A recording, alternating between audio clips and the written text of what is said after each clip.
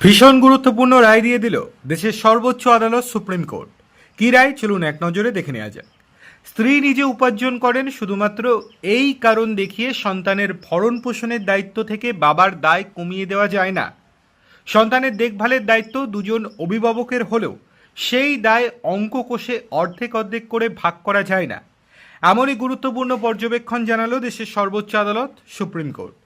Supreme কোর্টের বিচারপতি বিক্রমনাথ এবং বিচারপতি সন্দীপ মেহতাকে নিয়ে গঠিত বেঞ্চ বৃহস্পতিবার এলাহাবাদ হাইকোর্টের একটি নির্দেশ খারিজ করে দিয়েছে। ওই নির্দেশে দুই নাবালিকা মেয়ের অন্তর্বর্তী ভরণ পোষণের পরিমাণ কমিয়ে দেওয়া হয়েছিল। সুপ্রিম কোর্ট স্পষ্ট করে জানিয়েছে, মা উপার্জন করে তো কি, তাতে সন্তানের ভরণ পোষণ নিয়ে বাবার দায় কোনোভাবেই কমে না। মামলার আবেদনকারী মহিলা এবং তার স্বামী দুজনেই পেশায় চিকিৎসক। 2006 সালে তাদের বিয়ে হয়। তাদের দুই নাবালিকা কন্যা রয়েছে। স্বামী স্ত্রীর মধ্যে সম্পর্কের অবনতি হলে মহিলা সন্তানদেরকে নিয়ে স্বামীর বাড়ি ছেড়ে চলে আসেন। এরপর তিনি তৎকালীন ফৌজিদারি আইনের 125 নম্বর ধারায় সন্তানদের ভরণ পোষণের আবেদন করেন।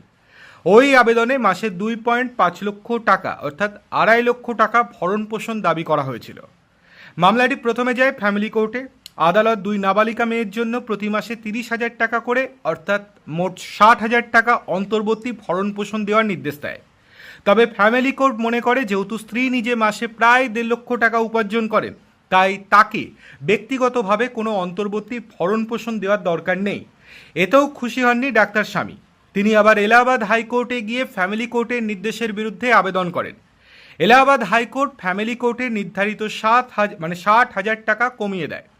দুই মেয়ের জন্য 15,000 টাকা করে অর্থাৎ 30,000 টাকা দেওয়ার নির্দেশ দেয়। হাইকোর্টের যুক্তি ছিল, সন্তানদের ভরণ পোষণের দায়িত্ব শুধুমাত্র বাবার নয়, দুই অভিভাবকেরই।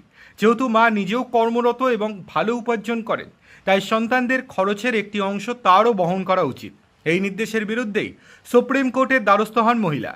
শীর্ষ আদালত হাইকোর্টের যুক্তি খারিজ করে দেয়।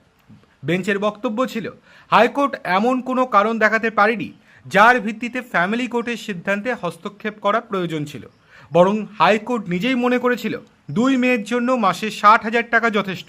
কিন্তু মা উপার্জন করেন, এই কারণেই সেই পরিমাণ অর্ধেক করে দেওয়া হয়েছিল। সুপ্রিম কোর্টের মতে এই যুক্তি মোটেও গ্রহণযোগ্য নয়। শীর্ষ আদালত বলে, স্ত্রী আয় করেন বলেই বাবার দায় অর্ধেক করে দেওয়া যায় না। বাবা মা দুজনেরই দায়িত্ব থাকে। এই মামলায় সুপ্রিম কোর্টের সবচেয়ে গুরুত্বপূর্ণ পর্যবেক্ষণগুলির একটি হলো, সন্তানের ভরণ পোষণের দায়িত্ব দুজনের হলেও সেটিকে শুধু অঙ্কের হিসেবে ভাগ করা সম্ভব নয়।